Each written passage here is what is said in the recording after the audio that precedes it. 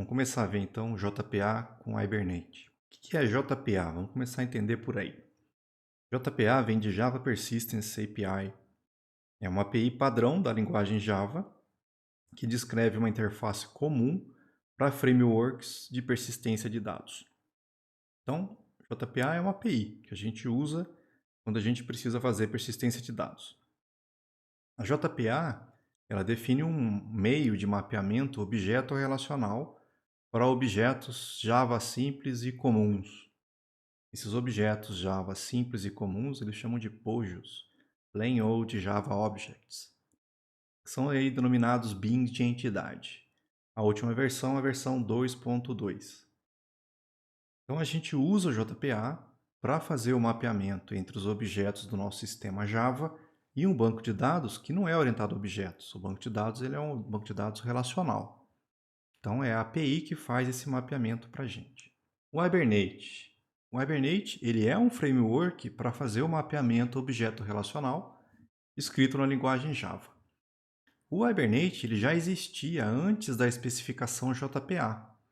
E ele é o padrão da indústria para isso. Se você olhar, a maioria dos projetos que precisam fazer esse mapeamento objeto relacional, eles usam o Hibernate. A última versão eu marquei aqui 5.4.12. Não garanto que seja essa. Quando a gente for criar o projeto, a gente olha lá no repositório do Maven e vê qual é a última versão que a gente pode usar. Mas o Hibernate ele já existia, tá? Antes da especificação. Com o surgimento da JPA, o Hibernate ele se adaptou e ele é agora uma das implementações da API JPA. Então eles pegaram e viram, agora já existe uma API padrão, é para usar desse jeito.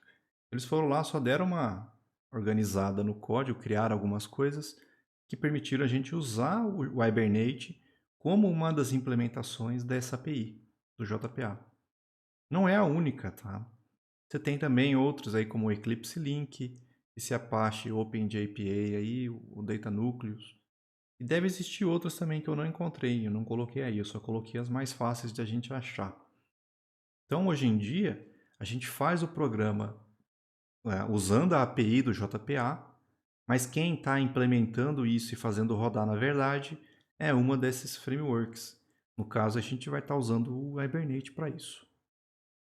Então, a API é o JPA, a implementação é o Hibernate.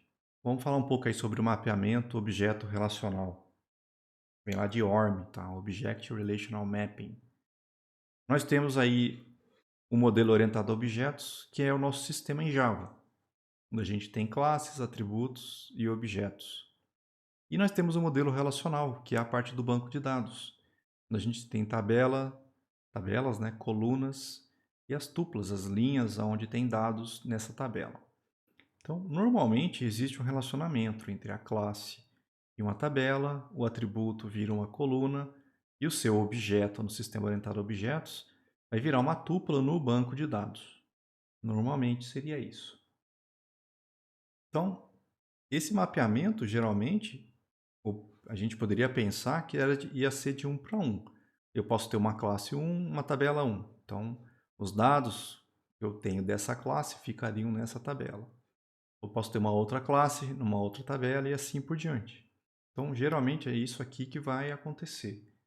Mas nem sempre vai acontecer desse jeito, onde tem uma classe relacionada a uma tabela. Tem algumas situações em que você pode ter mais de uma tabela do banco sendo relacionadas com uma única classe. Então, uma única classe do seu sistema, na hora de salvar os dados, por exemplo, esses dados têm que ser separados aí em 3 tabelas. Ou ao contrário também. Às vezes você tem uma única tabela no banco de dados, mas aí na hora que você faz o mapeamento, os dados dessa tabela são colocados em 3 classes diferentes. Então, quando é que isso acontece normalmente? Às vezes você chega num sistema onde o banco de dados já existe. A gente chama de banco de dados legado. E aí o cara chega, o sistema está feito nessa linguagem, a gente vai desenvolver esse sistema agora em Java. Aí você fica responsável por criar a parte Java. Pode acontecer dessa situação, você vê que, olha, esses dados que está espalhado nessas tabelas fazem mais sentido ficar numa única classe. Ou então, ao contrário, olha, essa tabela está muito grande, tem muita informação aqui, E na hora que a gente vai fazer o sistema, a gente vai ter que separar em classes diferentes. Tá? Então isso pode sim acontecer. Nem sempre vai ser essa relação de 1 para 1, dependendo do seu sistema. Como é que a gente faz aí para usar o JPA Hibernate no nosso projeto Maven? A gente vai colocar duas dependências. Inclusive aqui, ó, já falei da versão 5.4.21. Então eu tenho que colocar duas dependências no meu projeto. Eu vou colocar a dependência do Hibernate, na versão que você quiser, a versão mais nova normalmente. 5.4.21 é a versão final aí que a gente tem por enquanto. Se não me engano, eles já estão trabalhando na versão 6. A gente até pode olhar, mas ainda a versão 6 não é oficial, ainda está em alpha ou beta. E mesmo usando o Hibernate, como a gente vai estar acessando o banco de dados relacional, a gente precisa também de um driver JDBC no nosso projeto. Então, se o meu banco de dados é um banco MySQL, eu ainda preciso do conector JDBC, do driver JDBC do MySQL no meu projeto. Então, já coloquei aqui, olha, eu preciso do MySQL Connector Java, porque eu vou estar acessando o banco de dados MySQL. Então, eu ponho a dependência do Hibernate, ele já vai trazer a API do JPA para você, já vem embutido junto aqui, e eu preciso do driver JDBC. Então, é a primeira coisa que a gente tem que fazer no nosso projeto, colocar essas duas dependências. Uma vez que a gente colocou as dependências, eu vou precisar configurar esse projeto. Então, a segunda parte seria a configuração. Como é que eu faço a configuração disso que a gente acrescentou no nosso projeto? A gente vai lá naquele diretório Source Main Resources. Lembra onde ficam os arquivos de configuração que eu preciso que vão para o artefato final? Eu crio um diretório metainf e dentro desse metainf eu coloco lá um persistence.xml. Então, eu preciso criar um arquivo XML que vai explicar ou vai controlar para mim como é que vai ser feita essa persistência. E aí a gente coloca os dados desse arquivo de configuração. Vamos pegar esse arquivo e começar a ver aí pedaço por pedaço. Tirando a parte que fala que é um XML e que é um arquivo de controle de persistência da versão do JPA 2.2. Isso aqui é fixo, não vai mudar nunca.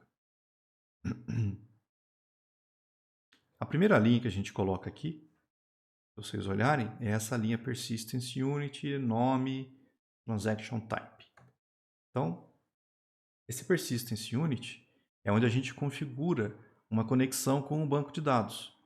E a gente define quais as classes que vão ser gerenciadas pelo Entity Manager. Esse Entity Manager é o gerente de entidades, é o gerenciador de entidades. A gente vai falar sobre ele mais para frente. Mas ele é o cara que a gente usa, na verdade, para acessar o banco. Então, eu preciso definir uma Persistence Unit para configurar uma conexão com o banco de dados. A gente dá um nome para ela, porque depois lá no código eu vou precisar ligar a minha classe lá com essa Persistence Unit, a gente faz isso pelo nome. E na mesma linha, eu já defino o Transaction Type. Esse Transaction Type, ele define quem vai ser responsável pelo controle de transações. Quando a gente acessa o banco, principalmente quando a gente modifica o banco, a gente vai fazer alguma alteração, uma inserção, uma remoção ou então um update, a gente normalmente faz isso dentro de uma transação. Então esse Transaction Type é para dizer quem vai controlar essas transações. A gente pode colocar dois valores ali. A gente pode colocar Resource Local ou JTA. O Resource Local é porque a sua aplicação vai fazer isso via código. É o seu programa que vai começar e vai finalizar as transações. A gente vai ver esse exemplo daqui a pouco, tá? Na prática.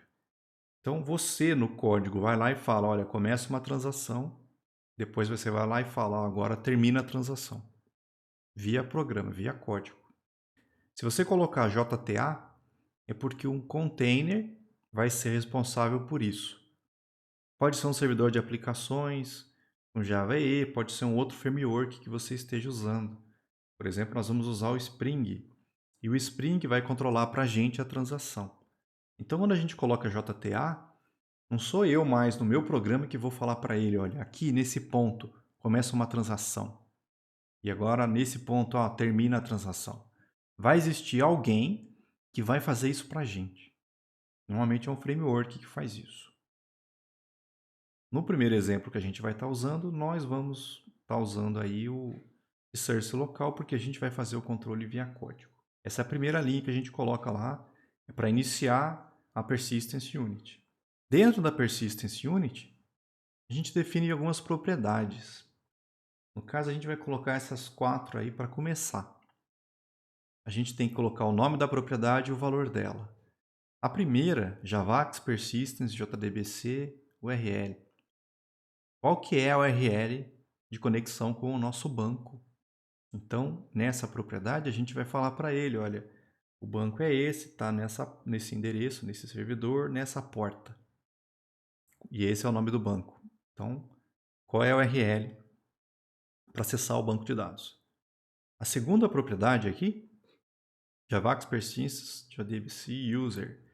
Qual é o usuário que vai estar acessando esse banco? Então, a gente coloca aqui o nome do usuário que vai acessar esse banco que a gente colocou aqui. Depois, na sequência, qual é a senha? Qual é a senha desse usuário para ele acessar esse banco? E por último, qual é o driver JDBC que a gente vai estar usando para acessar o banco? Então aqui, ó, com essas 4 propriedades dentro da Persistence Unit, eu estou explicando, no caso aqui para o JPA, para o Hibernate, como é que ele acessa o banco. Ele precisa dessas informações para abrir uma conexão com o banco para a gente poder utilizar. Então a gente coloca essas 4 propriedades aí. Na sequência, a gente pode definir outras coisas. Acho que lá no exemplo que eu abri anterior, tem mais uma linha aqui depois dessas 4 propriedades, ó, que é justamente essa. Ó. O nome da propriedade é Javax Persistence Schema Generation Database Action. O nome é horroroso, cara. Como é que você lembra disso? Não lembra nunca. Tem que ter isso em algum lugar para você ir lá e copiar depois. A não ser que você faça isso todo dia. Também é muito difícil. Aqui é o seguinte. Qual é a ação que eu quero que ele tome em relação ao banco de dados? Na parte de geração do esquema, da geração das tabelas. Eu posso escolher 4 coisas aqui. Primeiro eu posso falar none, ou seja, não faz nada, por favor. Nem cria, nem apaga as tabelas do banco. Deixa do jeito que está agora, porque provavelmente você já criou as tabelas do banco. Mas eu também posso ir lá e colocar create. Você pegar essa propriedade e falar que quer colocar um create, quando você rodar o sistema, o JPA Hibernate vai criar as tabelas do banco de dados para você. Então, quando você roda o sistema, o JPA vai pegar, vai achar esse valor, vai analisar as suas classes e vai criar as tabelas no banco para você automático. Você não precisa nem criar elas. Isso na primeira execução.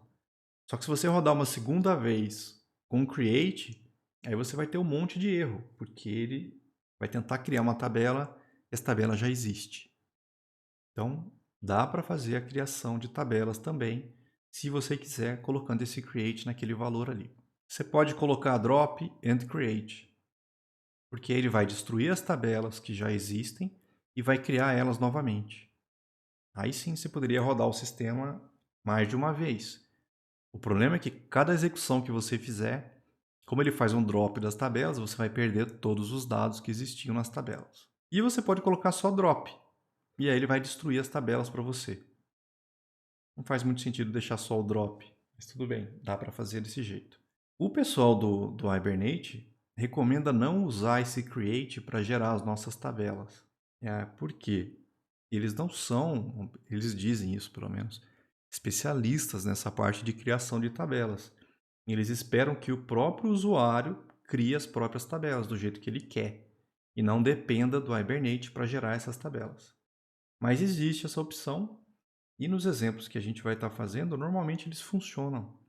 Ele consegue sim gerar as tabelas do banco para a gente. Nesse exemplo que eu coloquei ali do arquivo, eu falei para não fazer nada.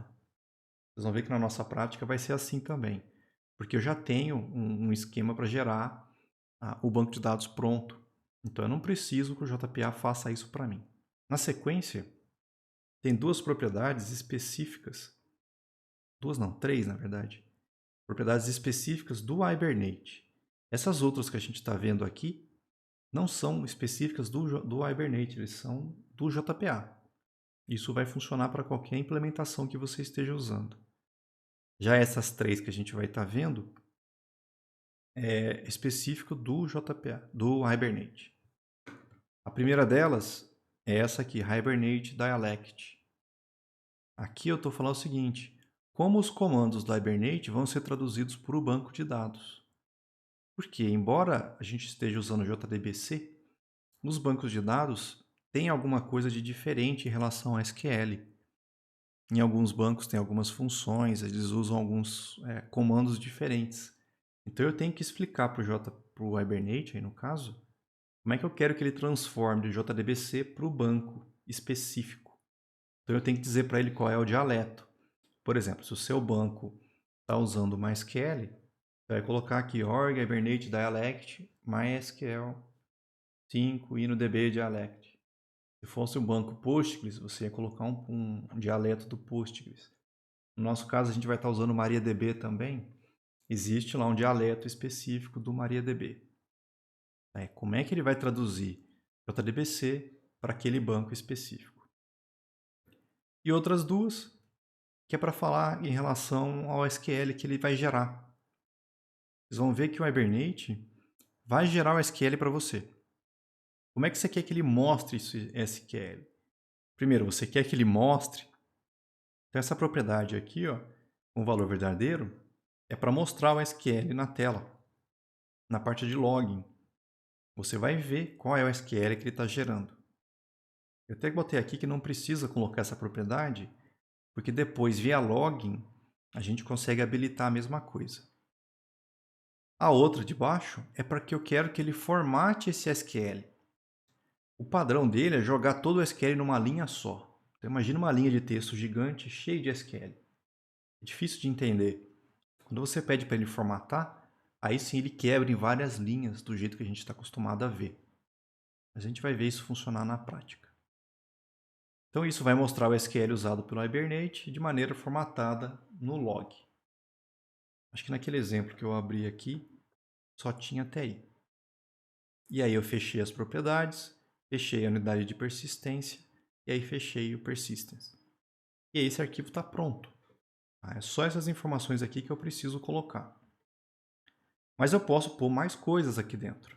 Por exemplo, e se eu quisesse que o Hibernate criasse as tabelas do banco, mas usando um script que eu tenho pronto? Imagina que eu preparei um arquivo SQL com o SQL necessário para criar as tabelas. Então eu posso colocar uma nova propriedade no arquivo. Essa propriedade é o Javax Persistence Schema Generation Create Source. Tá? Qual é a fonte que ele vai usar na hora de criar essas tabelas? Tem vários valores que a gente pode colocar aqui. Se você colocar metadata, é porque ele vai usar os metadados do modelo. Ele vai pegar as suas classes e vai olhar as anotações que você colocou lá dentro. A gente vai ver essas anotações daqui a pouco. Se você colocar script, é porque você está falando para ele que você vai usar um script com os dados de criação das tabelas. Existe um script para ele usar na criação das tabelas. Você pode colocar metadados, então, script. Então, ele primeiro olha os metadados, depois ele vai abrir o script para seguir esse script. Ou ao contrário. Não, primeiro usa o script, depois pega o resto e usa os metadados. São 4 valores possíveis. Se estiver envolvendo script, eu preciso colocar outra propriedade, que é justamente para falar para ele onde é que está esse script. Por exemplo, eu posso colocar aqui create script source, essa propriedade eu ponho como valor onde é que está o arquivo do script. Por exemplo, está lá dentro do metainf, dentro do diretório SQL. Tem lá um arquivo create.sql.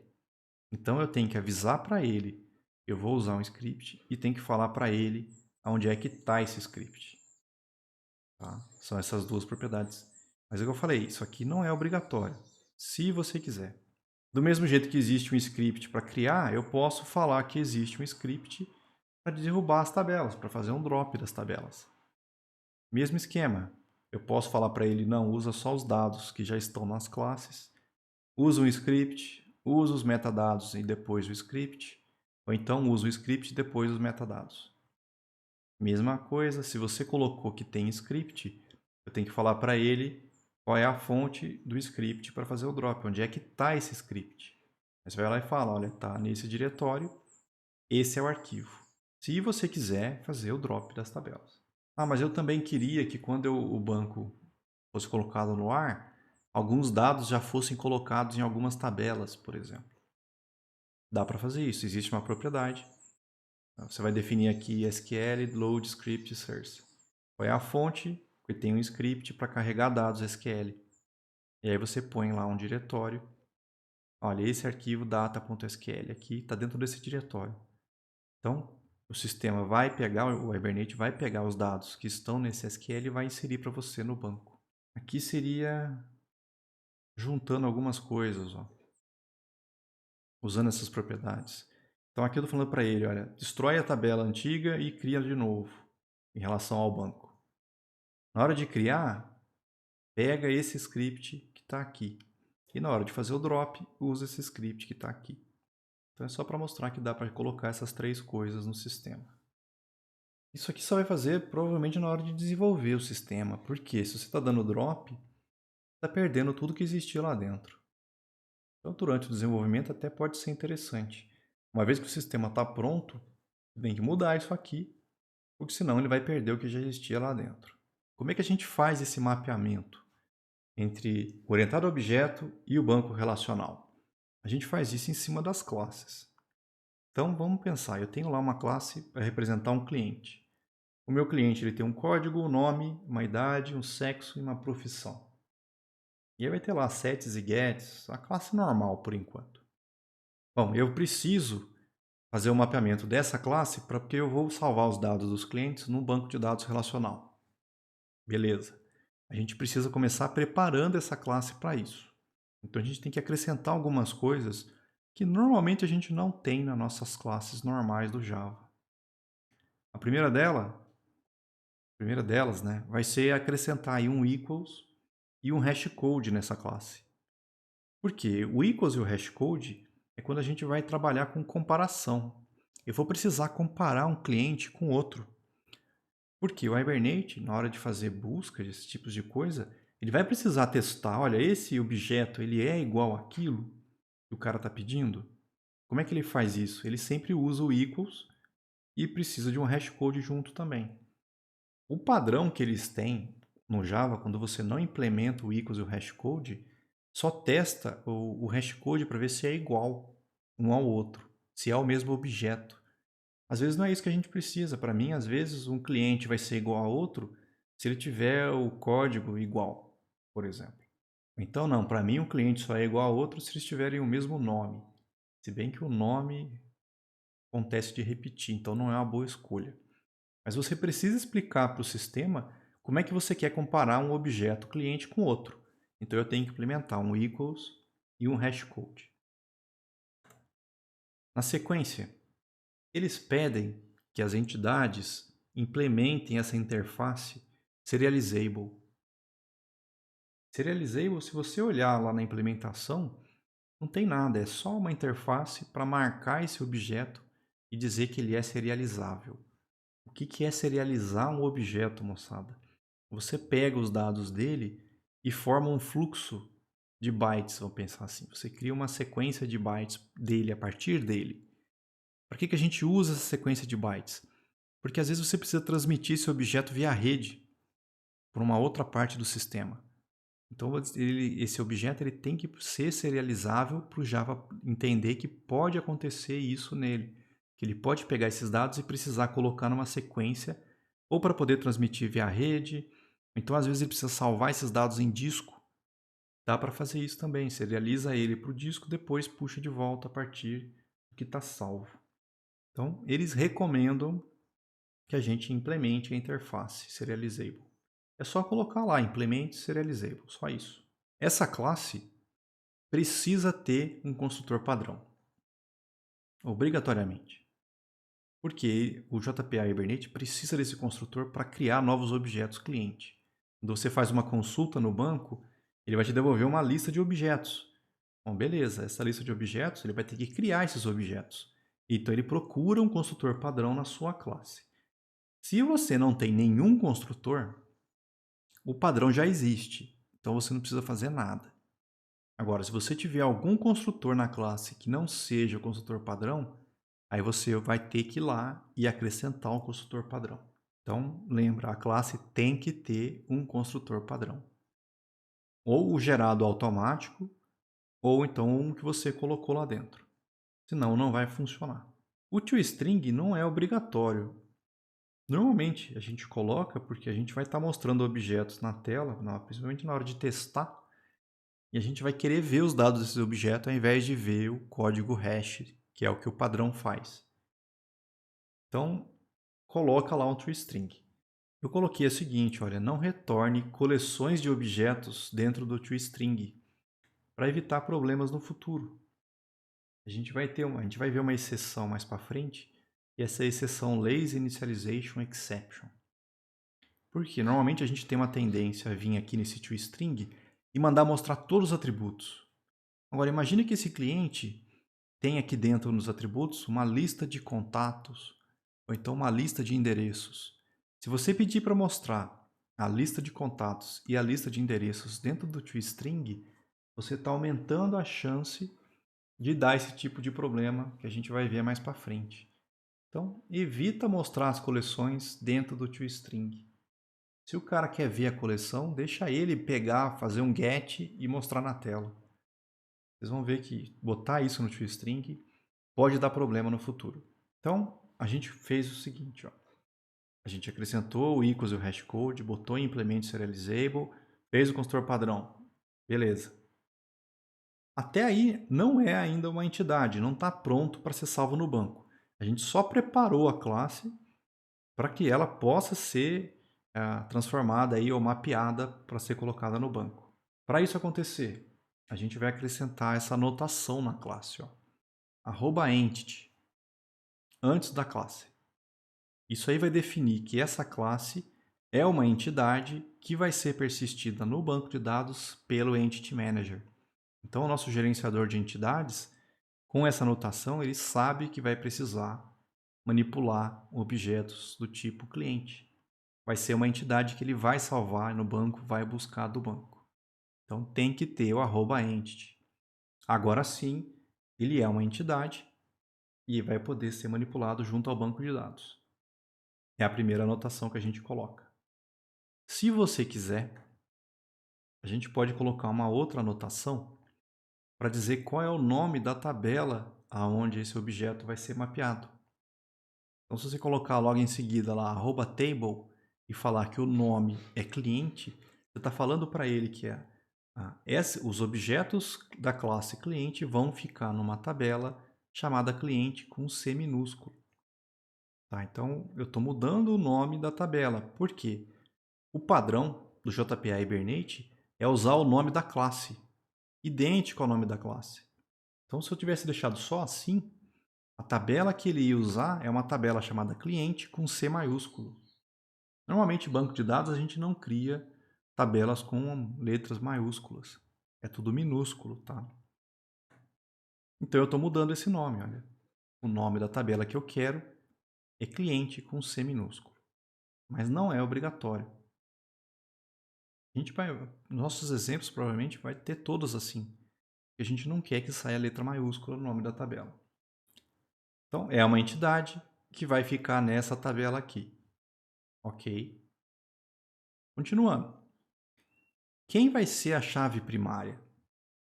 Porque isso aqui é uma tabela cliente, ok.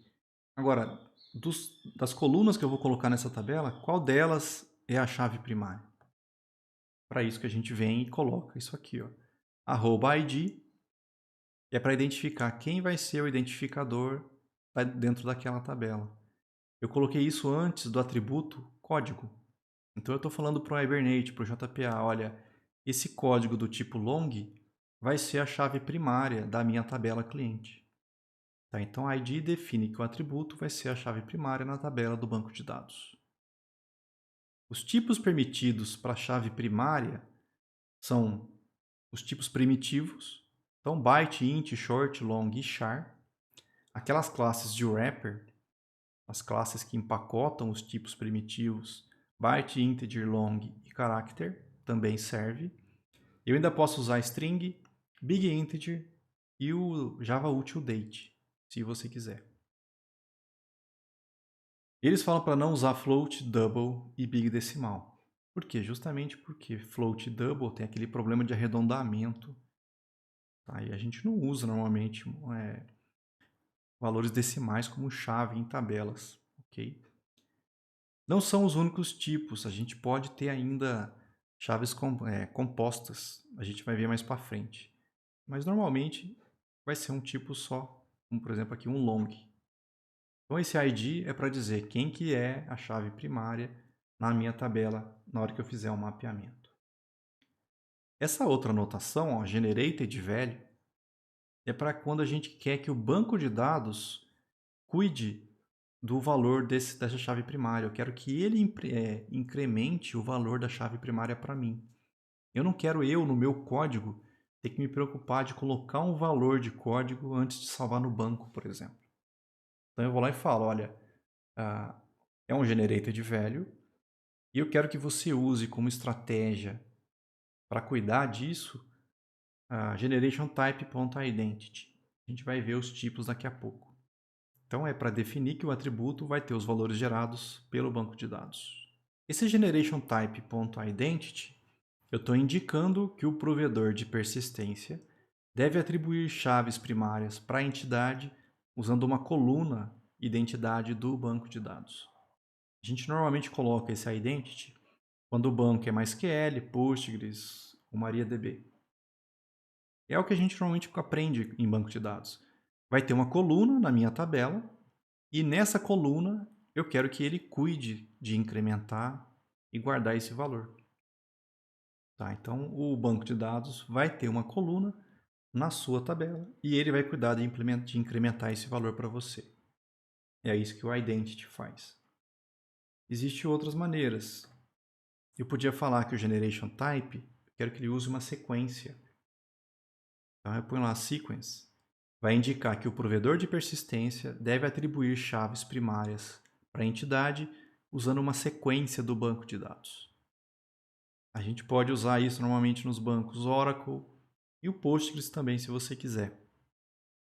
Só que se você coloca que vai usar uma sequência, você não pode simplesmente colocar ID, generated value, sequência.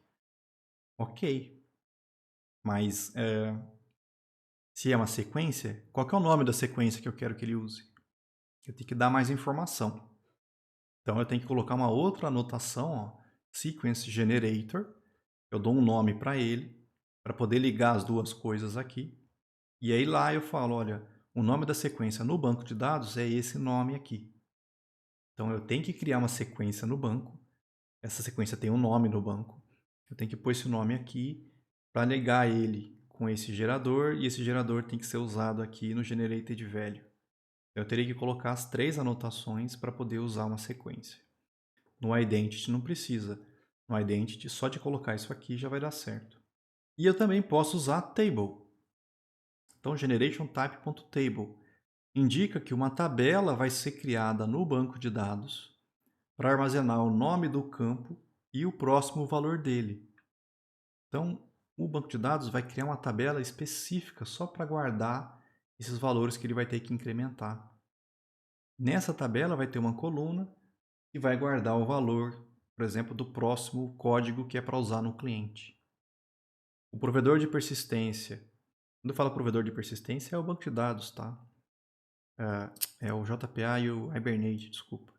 Ele vai buscar esse valor, vai usar ele e depois vai incrementar durante a execução. É mais lento, mas é a estratégia mais portável, porque isso aqui funciona em qualquer banco. Ele vai criar uma tabela específica para ele. Só que é um pouco mais chato de configurar. Eu não posso só botar lá ID generated value. Não, se você está usando o generationType.table, tem que colocar uma outra anotação que é esse table generator. Tá? Esse table generator ele tem que ter um nome. Esse nome é o que ele usa para ligar o generator value com o table generator. É esse nome aqui. Eu tenho que falar para ele, olha, a tabela que eu quero que você use para isso vai ter esse nome.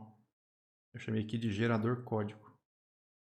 Coloquei maiúsculo, eu não sei. O que mais? Qual é a chave primária dessa tabela? Eu tenho que falar para ele, é essa coluna aqui. Então, essa é a tabela que vai guardar as chaves. A chave primária dessa tabela é essa. Qual é o nome da coluna que guarda o valor que vai ser usado nesse gerador? Eu botei aqui a locação. E a location size 5. Então, ele vai guardar, já prevendo incrementos de 5. Não sei se é incrementos de 5 ou se ele já guarda 5 chaves criadas prontas para você antes de alocar mais. Tem que olhar depois com calma. Mas então, eu tenho que ter uma tabela, essa tabela tem que ter uma chave primária e ela tem que ter uma coluna que ele vai usar para guardar o valor que vai ser usado no código. Então, você tem que imaginar o seguinte, ó. Quando eu for salvar um novo cliente, o que o JPA faz? O JPA vai nessa tabela, busca essa coluna e lê o valor que está lá dentro. O próximo cliente vai ter código 35. Aí ele pega esse 35, usa no código do objeto e salva no banco. Aí ele vai no banco e incrementa aquele valor 35 para 36. Então essa tabela é para guardar qual é o próximo código que ele vai usar no banco. É como se fosse a ideia do autoincremento, só que fica numa tabela específica. Aqui quem cuida desse próximo código é uma sequência e aqui é a própria coluna que já existe na própria tabela cliente. Então são 3 maneiras de fazer isso. E se você quiser, você pode falar ainda, Generation Type alto. O provedor de persistência deve escolher uma estratégia apropriada para o banco de dados. Ou seja, ele vai escolher, de acordo com o banco que você está usando. Eu não recomendo isso porque aí você não sabe que diabo que ele fez. O que ele está usando? Especifica um. Tem só acho que uma situação mais para frente que a gente deixaria alto. Mas isso é lá para frente. Então, isso aqui que a gente está vendo é com relação à chave. Tá? A chave primária da tabela. @id e generated value. E as outras colunas? Eu preciso fazer alguma coisa? Normalmente, se você quiser mudar o nome da coluna, a gente pode colocar @column e aí falar qual é o nome da coluna.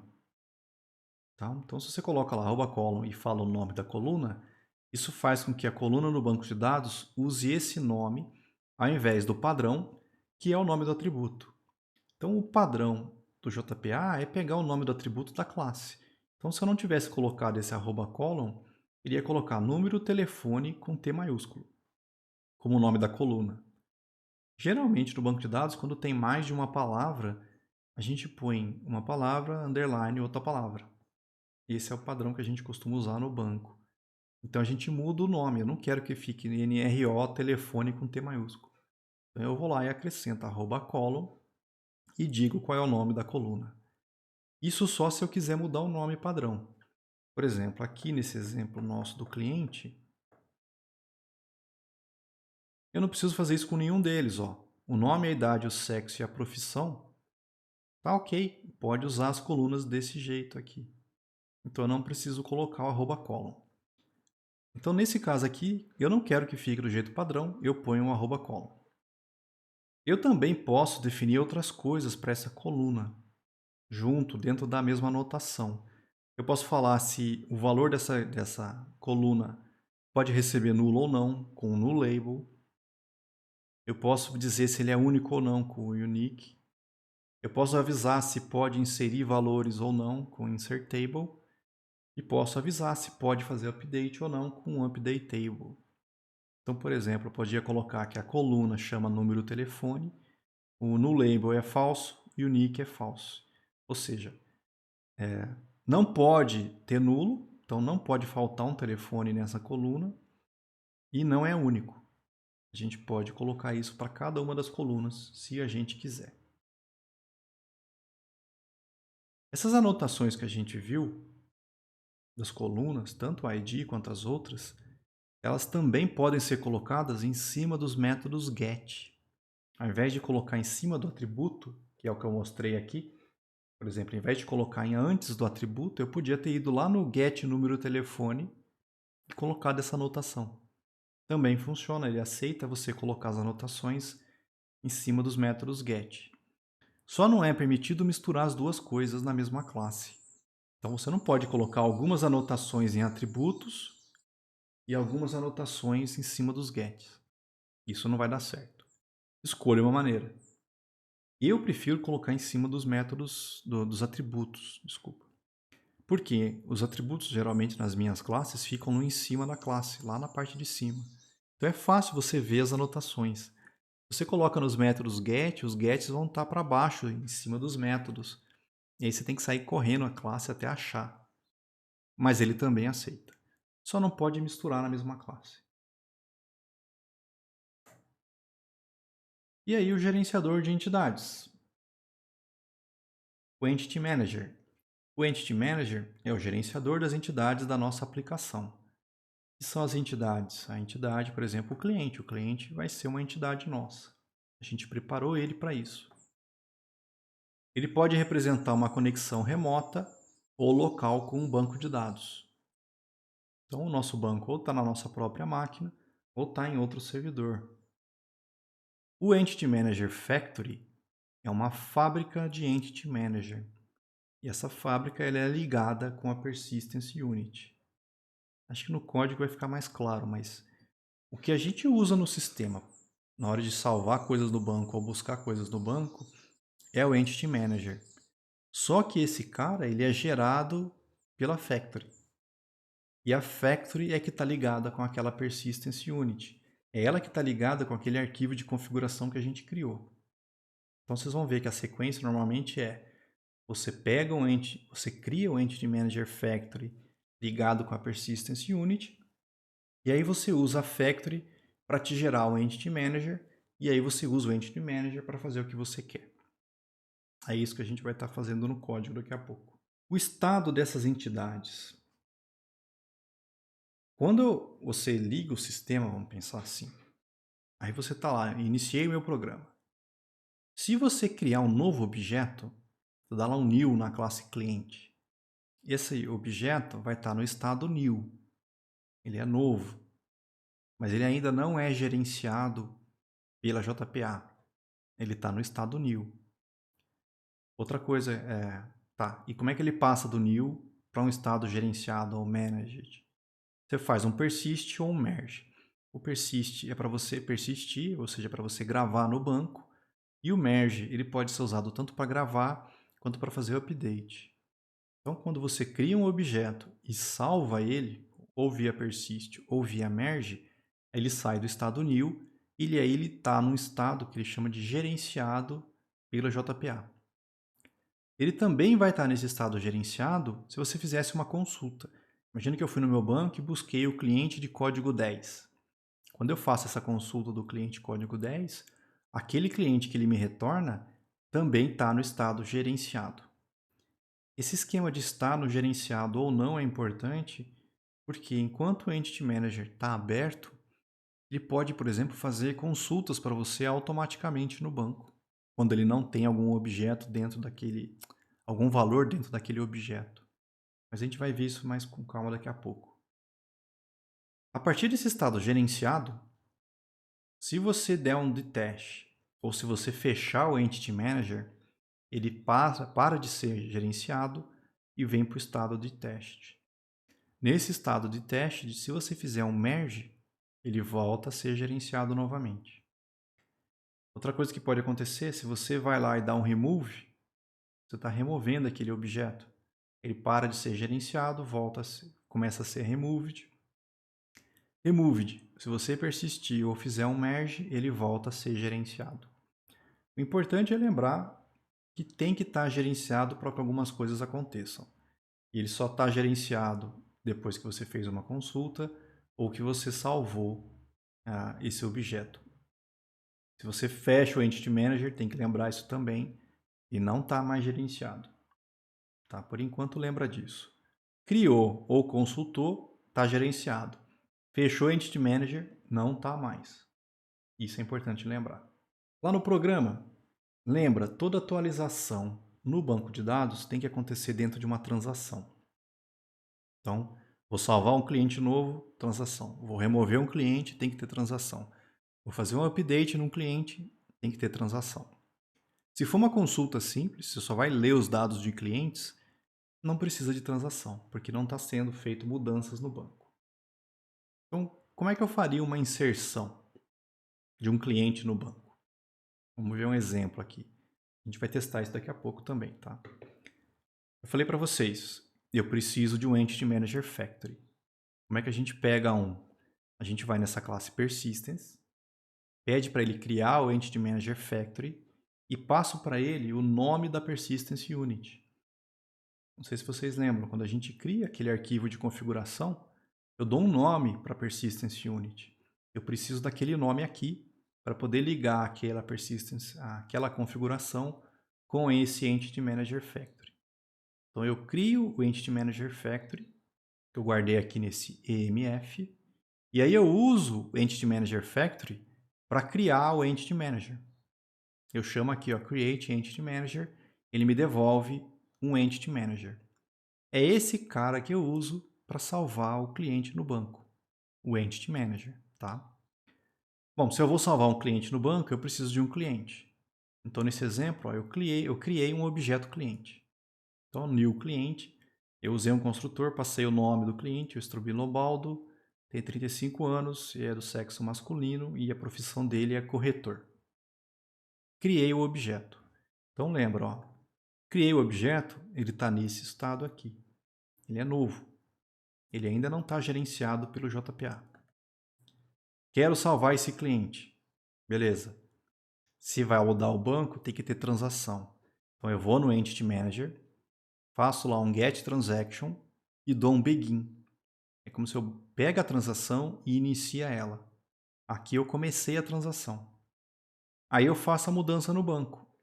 Estou chamando aqui, ó, Persist. Entity Manager, sempre no Entity Manager. Ó. Persiste para mim esse objeto. Pronto. O JPA vai olhar a classe cliente, vai achar aquelas anotações que nós colocamos lá.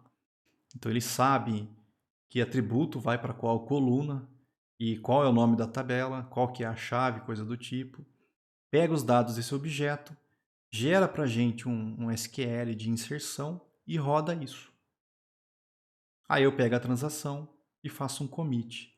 Quando eu faço esse commit, isso é executado no banco e a transação termina. Então, ó, eu não faço mais SQL no meu sistema. Eu não preciso de SQL. Quem vai gerar o SQL para mim vai ser o JPA. Está salvo no banco. Ok, vamos fechar os objetos que a gente abriu. Eu fecho o Entity Manager e aí eu fecho o Entity Manager Factory. Está feita a inserção. Tá, então tem que ter uma transação, aí eu faço a persistência, finalizo a transação. E se eu fosse buscar um cliente? Como é que eu faria? Mesmo esquema. Ó. Eu ainda preciso do Entity Manager Factory, ligado àquela Persistence Unit. Uso o Factory para criar o Entity Manager. E aí eu uso o Entity Manager para buscar os objetos. Existe um método pronto no Entity Manager que é o Find. Esse Find, a gente passa para ele qual é a classe da entidade. No caso, então, cliente.class é a classe daquela entidade. E o segundo parâmetro é qual é a chave primária, o valor da chave primária. Então, aqui eu estou buscando um cliente com código 1. Ele vai no banco, gera lá, ele vai gerar um SQL para a gente, de um select, roda isso e te traz um objeto cliente. Aqui no Find eu não preciso de transação. Eu não vou mudar o banco, então eu não preciso pegar uma transação e começar e fazer commit. Eu posso rodar direto. Ele me traz um cliente. Antes de sair usando o cliente, eu preciso testar esse cliente. Porque de repente eu busquei um cliente com um código que não existe. O que ele me devolve quando não existe um cliente com aquele código? Ele me devolve nulo. Eu vou receber null. Então, antes de usar o objeto cliente, eu tenho que testar essa referência. Se o cliente não for nulo, é porque veio o objeto. Então, por exemplo, eu posso mostrar na tela. E aí eu vou ver os dados daquele cliente com código 1. Se não, eu avisei aqui que o cliente não foi encontrado. Fecho o Entity Manager, fecho o Entity Manager Factory. Está feita a busca, usando o Find. Quero remover um cliente. Beleza. E eu preciso do Entity Manager Factory ligado na Persistence Unit para usar a Factory para criar um Entity Manager. Agora que eu tenho o Entity Manager, eu posso fazer a remoção. Só que, vamos lá. Para eu poder remover alguém, o objeto tem que estar no estado Managed. Ele tem que estar nesse ponto para eu conseguir fazer o remove. Então eu preciso pegar esse cliente e colocar ele dentro desse estado antes de poder tirar ele. Então a primeira coisa que eu vou fazer aqui é buscar o cliente no banco. Olha, busca para mim um cliente de código 1. Ele vai achar esse cliente ou não, né? Depende do código, e vai trazer o objeto para cá. Aí eu vou lá e eu testo. Se o cliente não for nulo, é porque ele encontrou. Então, por que eu fiz esse find? Porque se eu faço find, é uma consulta. Ele vai vir do tipo gerenciado. Quando ele está gerenciado, eu posso remover. Então, se não é nulo, é porque achou. Remoção vai mudar banco, tem que ter transação. Então, eu começo uma transação, faço o remove, ou seja, tira para mim o objeto. Remove aquele cliente que eu busquei. Ó. Esse cliente está gerenciado, ele vai conseguir remover. E aí fecha a transação, faz um commit para ele executar isso para você. E aí eu escrevi, olha, cliente removido com sucesso. Se não, é porque não achou, avisa ele que não achou. Fecha o Entity Manager, fecha o Entity Manager Factory. Tá, então, o remove eu não passo código, eu não vou mandar remove o código 1 para mim. Não, não é assim que funciona. Eu tenho que mandar o objeto. E esse objeto tem que estar gerenciado. Então eu não posso, por exemplo, criar um cliente e tentar fazer um remove do cliente que eu criei. E quando eu crio o objeto, ele está no estado new, ele não está no gerenciado. Então eu salvo aquele objeto, ou então eu faço uma consulta para colocar ele nesse estado para depois poder remover. Por isso que tem esse find aqui. Então, o objeto a ser removido tem que estar sob o controle do Entity Manager para ser removido. O Entity Manager pensa assim, ele tem que saber quem é esse objeto para poder removê-lo. Se você não estiver com o controle da transação, é interessante chamar o Entity Manager.flush logo após o Entity Manager.remove, para você ter certeza que a mudança vai ocorrer naquele instante e não quando o Hibernate achar que deve. Esse flush é só se você não estiver controlando a transação. Nesse exemplo aqui, eu estou controlando a transação. Eu sei que quando essa transação fecha, removeu esse cliente. Tá, então na linha seguinte eu sei que removeu, eu não preciso fazer nada. Agora, se o controle de transação não está sendo feito por mim, não sou eu que estou iniciando a transação nem finalizando a transação. Então eu não tenho como garantir que quando eu chamo remove, isso rodou naquela hora. Por quê? É o gerenciador lá, o container, que está cuidando da transação, que fecha a transação quando ele acha que deve. Como eu não tenho esse controle, para evitar problemas, eu chamo o flush. Porque aí eu garanto que ele vai remover naquele minuto em que eu chamar o flush. Mas isso é só se não for você que está controlando a transação. E se eu quiser alterar um cliente? Quero fazer uma alteração nele. Se o objeto estiver sendo gerenciado pelo Entity Manager, então imagine que ele está gerenciado. Tá? Se ele for alterado e um commit acontecer, o JPA, o Hibernate, vai persistir essa mudança no banco automaticamente, sem nem eu pedir. Como assim, professor? Vamos tentar entender o exemplo aqui. Ó. Então, eu tenho lá um Entity Manager Factory, ele está ligado nessa Persistence Unit. Eu usei a Factory para criar o Entity Manager. Ok. Mandei buscar um cliente com código 1, porque aí quando eu vier esse cliente, ele já vem gerenciado. Então, eu tenho um cliente aqui. Ele não é nulo, então, porque achou um cliente. Se você tiver com uma transação aberta e você alterar os dados do objeto, Esse exemplo, ó, eu estou pegando e mudando o nome e a idade desse cliente. Quando você faz esse commit, o JPA vai fazer um update para você no banco e vai alterar os dados desse cliente para você, sem você pedir, tá? Eu não pedi aqui, ó, eu não falei para ele, oh, vai lá e faz o update. Não, só de ter mudado os dados dentro de uma transação, quando a transação termina, essa alteração vai ser feita no banco para você. E aí você fecha o Entity Manager e fecha o Entity Manager Factory. Essa é uma maneira de fazer a alteração. Tá? Então lembra, se tiver uma transação aberta, se você mexe num objeto gerenciado, quando a transação termina, ele gera um update para você. Outra maneira de fazer update, existe um método, que é o método merge, lá do Entity Manager. Ele recebe um objeto. Na verdade, a gente usa ele para duas coisas, né? Uma delas, ele recebe um objeto não gerenciado e te devolve um objeto gerenciado. Então, vamos olhar lá naquele... Aqui, ó. Ele é capaz de pegar um objeto que não está gerenciado, ó, tá? Então, ou ele foi removido, ou ele está detachado aí no caso. Se você faz um merge, ele volta a ser gerenciado. É uma das coisas que a gente pode usar para fazer esse método, usar esse método para fazer, tá? Pegar um objeto que não está gerenciado e te devolver um objeto gerenciado. Eu também posso usar esse merge a partir de um novo objeto. A gente já vai entender para que a gente faz isso. Lembra que o merge, então, te devolve um objeto gerenciado. Quando é que a gente pode usar isso? Imagina que eu tenho uma classe que eu chamei aqui de agenda DAO. DAO vem de Data Access Object. É um objeto para acesso aos dados, para agenda. Então é como se fosse uma classe onde você agrupou as operações que podem ser feitas com relação à agenda no banco de dados. E dentro dessa classe DAO, eu criei um método aqui chamado atualizar.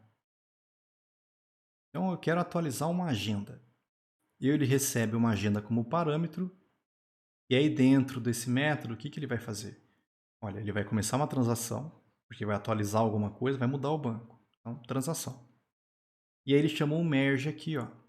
Entity Manager.merge agenda. E aí fez um commit. Por que ele está usando o merge aqui? O merge a gente pode usar ele para fazer update no banco. Então, se você tem um objeto que você fez alguma mudança, você chamar o merge, ele faz um update para você. Só que mais do que isso, ele também pega um objeto que não é gerenciado e faz ficar gerenciado para você. Por que ele está sendo usado aqui? Esse Entity Manager ele existe dentro da classe. Alguém mandou ele para cá. Por exemplo, um construtor desse Agenda DAO pode receber esse Entity Manager pronto aqui. Mas esse objeto agenda recebido como parâmetro pelo método atualizar, ele pode não estar sob o controle desse Entity Manager.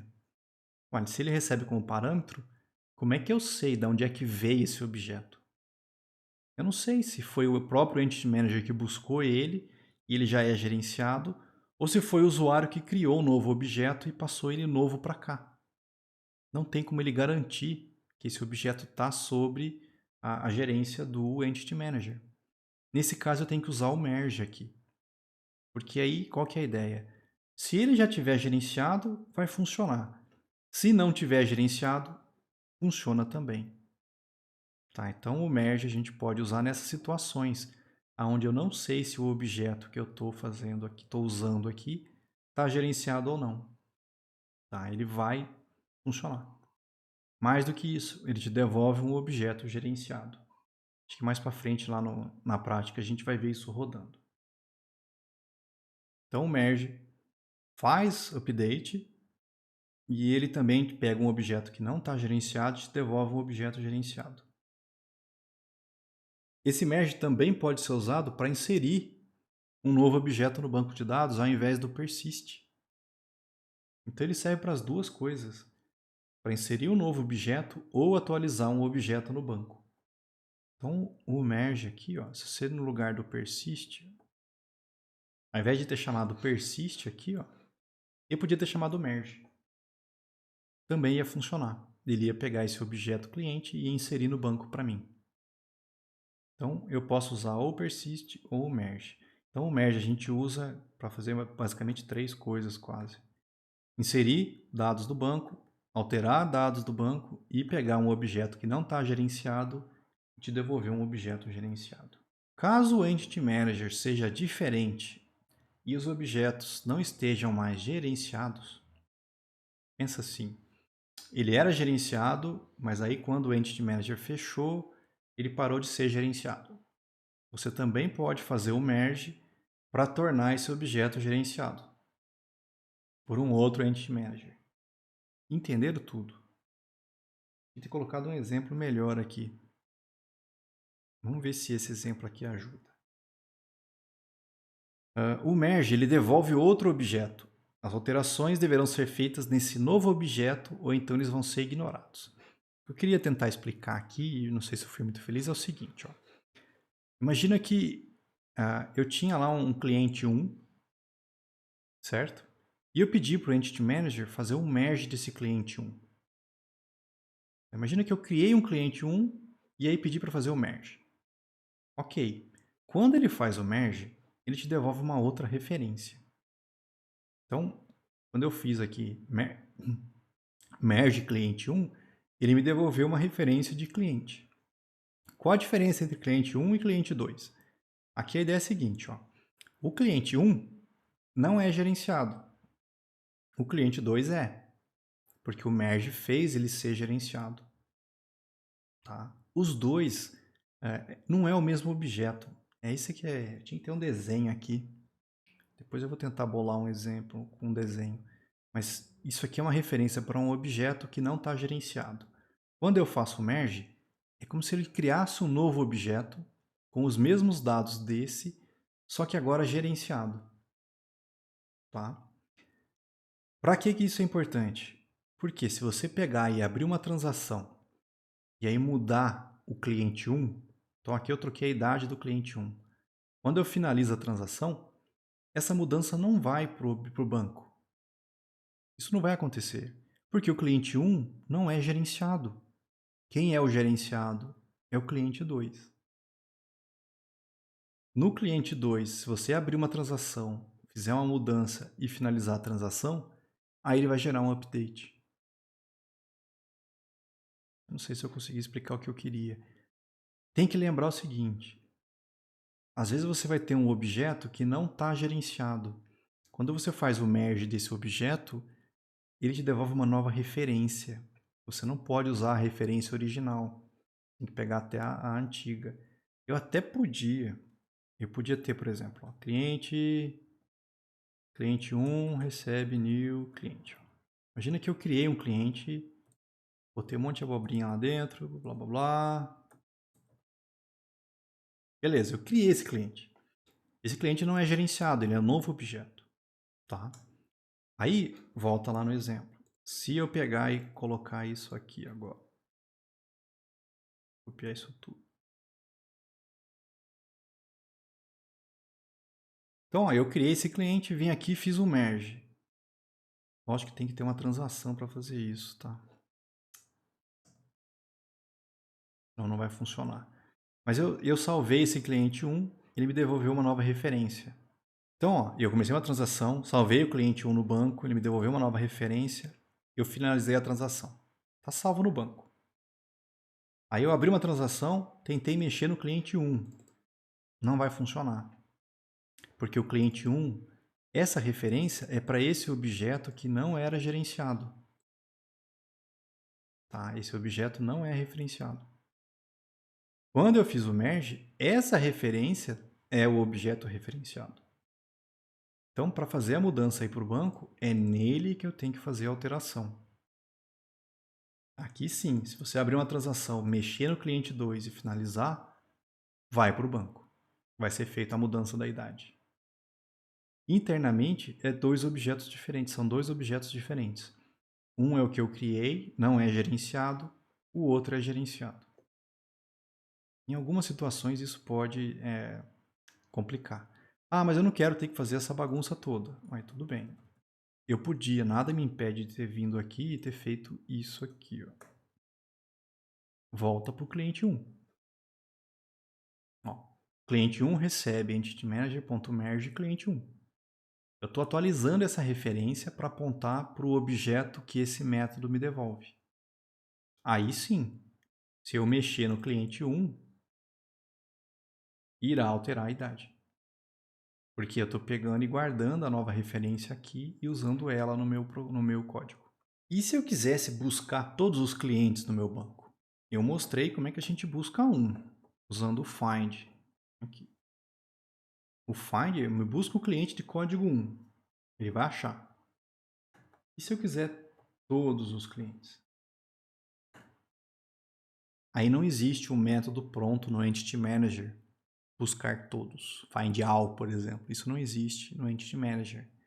Nesse caso, a gente tem que usar uma consulta. Por exemplo, a gente pode usar o JPQL. Diabos é JPQL? Vem de Java Persistence Query Language.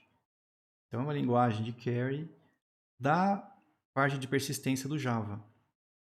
Cuidado, tá? Porque vocês normalmente conhecem SQL.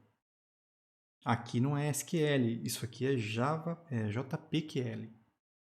Exemplo, vamos lá, eu preciso de um Entity Manager Factory associado a uma Persistence Unit, usa a Factory para criar um Entity Manager.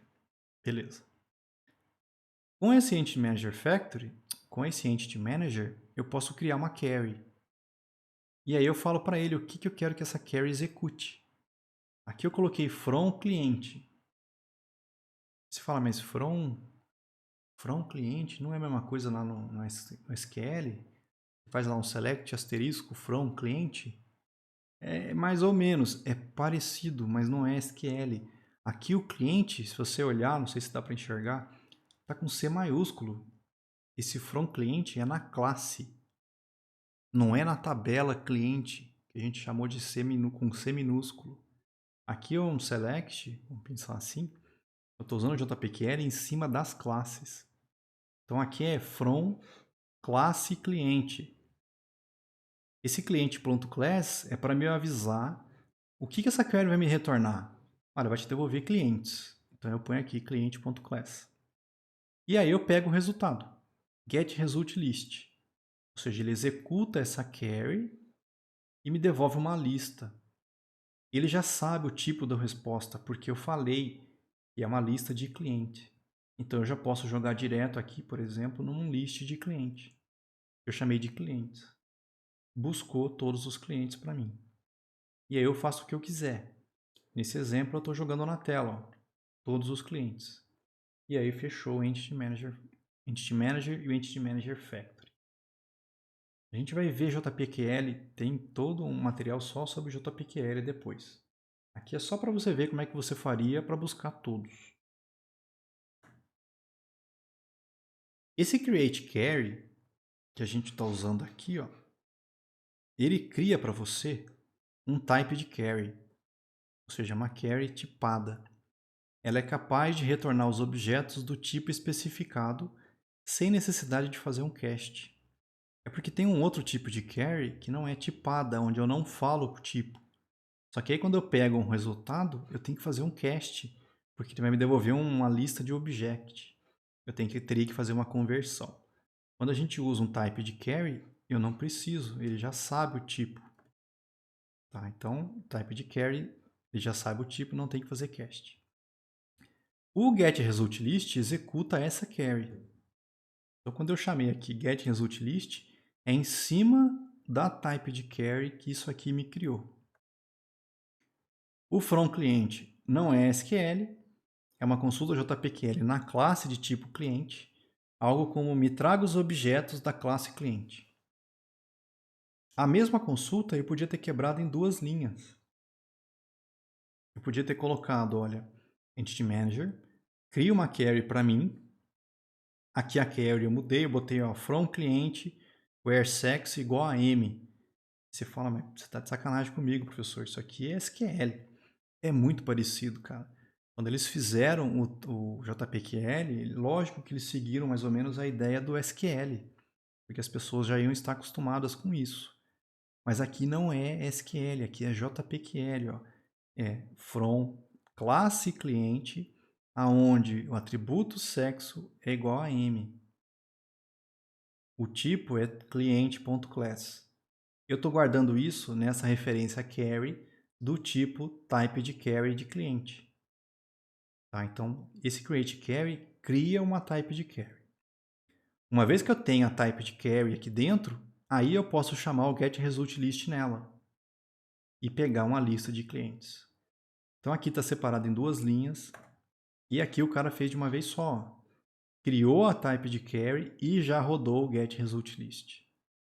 Depende do seu gosto, se você quer fazer direto ou se você quer quebrar em duas linhas para ficar mais claro o que está acontecendo. O rollback. Caso o seu programa perceba um problema durante uma transação, a gente pode fazer um rollback. Esse rollback, qual que é a ideia? Tudo que tinha sido feito durante a transação vai ser desfeito. Imagina que você começou uma transação e aí começou a fazer umas mudanças no banco. Só que numa dessas mudanças deu algum erro, por exemplo, gerou uma exceção, alguma coisa do tipo. Isso que você já tinha inserido não acabou. Imagina que faltou algumas coisas. Então você não pode deixar isso no banco, deu erro. Como é que eu desfaço? em getTransaction rollback. Tudo que foi feito durante a transação é desfeito. Ok? Então a gente pode usar isso. Por exemplo, a gente coloca esse rollback muito dentro de um catch. Então você faz lá um try, abre uma transação, tenta fazer uma mudança, coisa do tipo. Ah, deu exceção. Aí o catch vai lá e faz um rollback. Desfaz. A gente vai instalar o nosso banco de dados na máquina e no Linux. Só que eu não quero instalar esse banco de dados da maneira normal. Qual que é a maneira normal? Vai no site, baixa a instalação, roda na sua máquina, faz as configurações e tal.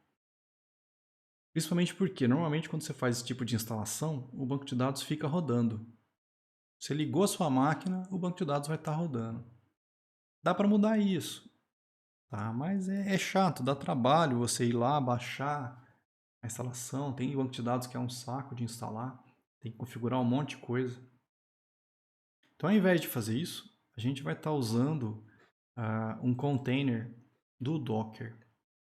Hein? Vocês não viram Docker, vocês não sabem o que é Docker. E pior que não tem nenhuma disciplina na engenharia que vai mostrar isso para vocês. Isso que é triste. Mas qual que é a ideia? Acho que vocês conhecem máquina virtual. Qual que é a ideia quando a gente trabalha com máquina virtual? Você tem... Mas está faltando coisa aqui, mas... Você tem a infraestrutura que é o seu computador. Então imagina que tem na sua máquina, está rodando aqui. Aí você tem um sistema operacional seu. Está faltando aqui. Você tem lá no Windows ou no Linux. Então você tem o hardware, você tem o sistema operacional, e aí você tem um hypervisor, que é um programa que vai rodar as suas máquinas virtuais em cima do sistema operacional da sua máquina. Por exemplo, o VirtualBox. E aí, usando o VirtualBox, você pode criar máquinas virtuais. Só que essa máquina virtual, ela tem que ter um sistema operacional inteiro aqui dentro. Então, se você quer rodar um programa na máquina virtual, você tem que criar uma máquina virtual, instalar um sistema operacional inteiro aqui dentro para pôr essa aplicação aqui dentro. Tá? Essa máquina virtual é pesada pra caramba. Vai ocupar muito espaço de disco e vai ocupar memória pra caramba da sua máquina real para você rodar isso aqui. Então, normalmente, você não consegue rodar muitas máquinas virtuais ao mesmo tempo em cima da mesma máquina. Ele não dá conta de fazer isso. Já o Docker e toda essa parte de containers, o Docker foi o primeiro, é o mais famoso, mas já existem outros esquemas para fazer isso hoje em dia. Mas usando containers, muda um pouco essa sequência. Você continua tendo o seu hardware, você tem o seu sistema operacional, não sei por que não puseram isso aqui, e aí você tem o Docker instalado na sua máquina. Usando o Docker, a gente cria containers. Qual que é a ideia do container? É como se fosse uma máquina virtual, só que mais leve. Eu não preciso instalar um sistema operacional aqui. O container, ele usa o próprio sistema operacional da máquina que está rodando o Docker. Então, é como se fosse uma máquina virtual light. Não ocupa a quantidade de espaço que essa máquina precisa, não ocupa toda a memória RAM que essa máquina precisa, porque você não tem um sistema operacional novo rodando aqui dentro. Ele vai usar o próprio sistema operacional que está rodando o Docker. Com isso, você consegue ter muito mais containers rodando ao mesmo tempo do que você consegue ter máquinas virtuais. Tá? Então, tenta lembrar isso. Com um container, eu não preciso ter sistemas operacionais, eu posso botar só a minha aplicação dentro do container e ele vai usar boa parte do nosso sistema operacional aqui. Não é só a aplicação que fica aqui, não. Tem um pouco... Tem que ter alguma coisa de sistema operacional aqui para poder funcionar esse esquema. Mas é muito mais leve do que você ter uma máquina virtual inteira rodando. Tá? Então a gente vai fazer esse esquema. Eu vou pegar o MariaDB e vou rodar o MariaDB dentro de um container na minha máquina. O bacana disso é que eu posso startar esse container quando eu quiser. Então ele não vai ficar rodando o MariaDB direto. Quando eu ligar a máquina, o MariaDB está executando. Não, eu vou executar quando eu quiser. Tá? Então a gente vai fazer isso. Para ficar mais fácil, vocês vão ver que a parte de instalação eu não tenho que fazer nada. Eu vou rodar um comando, ele vai fazer isso. E é bem mais leve para a gente. Tá? Se vocês tiverem um tempo, eu recomendo que vocês parem e deem uma pesquisada aí, que diabo é Docker. Tem uns vídeos no YouTube, tem bastante material hoje em dia, fácil da gente achar. E é bem interessante. Isso aqui está bem na moda, moçada. Trabalhar com containers na nuvem, ixi. Como é que a gente faz isso via Docker? Primeiro, a gente tem que instalar o Docker. Porque eu já tenho isso pronto na minha, não dá nem para mostrar a vocês. Bom, entra no Ava, pega esse arquivo e roda aí. E eu espero, não tem outro jeito não. Tem que instalar alguns pacotes iniciais aqui que ele vai precisar. Então essa primeira linha é para instalar alguns pacotes que o Docker vai precisar. Essa segunda linha é para a gente adicionar naquela lista de repositórios. Lembra que quando a gente faz update, ele acessa vários endereços que a gente definiu lá como sendo no Brasil e tal. A gente adiciona um novo, que é onde está o código do Docker. Vou mandar fazer. Essa linha, então, está adicionando o Docker, vamos pensar assim, o endereço lá onde está a instalação do Docker, na minha lista de repositórios. Então, quando eu atualizar o meu Linux, ele também vai olhar se teve mudanças no código do Docker que está lá. Aqui é para adicionar a chave, na verdade, para você depois poder acessar. Então aqui, ó, você está pegando a chave e cadastrando ela. Agora sim, eu vou criar um novo arquivo. Então esse sudo tot é para criar um arquivo chamado aqui docker repositories.list. Aqui eu vou estar abrindo esse arquivo. Ele vai perguntar a senha provavelmente 2 vezes quando você fizer isso, tá? Não assusta não. Entra com a senha 2 vezes, de boa. E aí ele vai abrir o editor de texto, né? Você cola essa linha dentro desse arquivo. Tá? Aí sim você está cadastrando esse endereço como um repositório da sua máquina. Salva e fecha o shed. Então, ó, instalar dependências, instalar a chave para você poder acessar esse endereço sem problema, sem erro. Aqui a gente cria um arquivo, abre ele, põe essa linha lá dentro, salva e fecha, e aí faz a instalação do Docker. Para instalar, primeiro a gente faz um update, que é para ele atualizar essa listagem e aí buscar as mudanças que estão lá do Docker. E aí aqui nessa parte é onde a gente pede para ele instalar. Olha, instala para mim o Docker CEVIND Community Edition, tá? E mais esses 2 pacotes aqui. E aí você, quando rodar isso tudo, você tem o Docker funcionando na sua máquina. Na sequência, a gente vai instalar um programa chamado Portainer. Qual que é a ideia? O Docker, normalmente a gente usa na linha de comando. Só que como a gente não sabe ainda, nem vocês não viram como é que usa o Docker, a gente vai usar uma ferramenta para controlar o Docker, que é esse Portainer. Então tem que instalar ele. E aí como é que instala? Via container. Olha que loucura. A gente cria um container com a ferramenta para gerenciar o Docker. Então, primeiro a gente cria um volume, só copiar e colar lá. Esse volume é para guardar os dados do container. Porque eu falei dos containers, mas se você precisar que o container salve alguma informação na sua máquina, por exemplo, você tem que ter um volume. Esse volume é para guardar os dados desse nosso container, do Portainer. Então a gente cria o volume e aí a gente starta um container.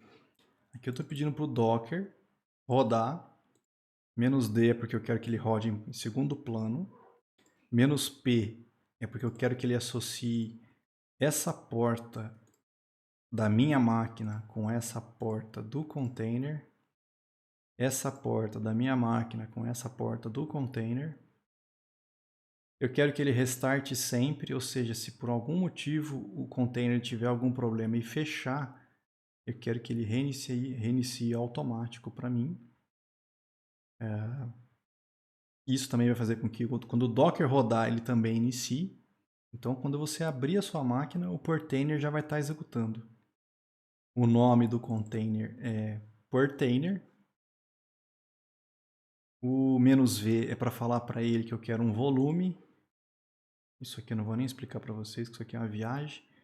E aí eu estou associando esse volume que a gente criou, ó, Portainer Data, com esse diretório dentro do container. E aí ele vai startar o Portainer para a gente. O Portainer, ele roda na porta 9000. Você vai no seu navegador e aí você vai digitar localhost 9000. E aí você vai dar Enter, ele vai abrir. Aqui eu vou pedir para algum de vocês mostrar quando fizer isso, porque aí é diferente do meu, porque o meu já está instalado. Localhost 9000. E é onde ele roda. Isso.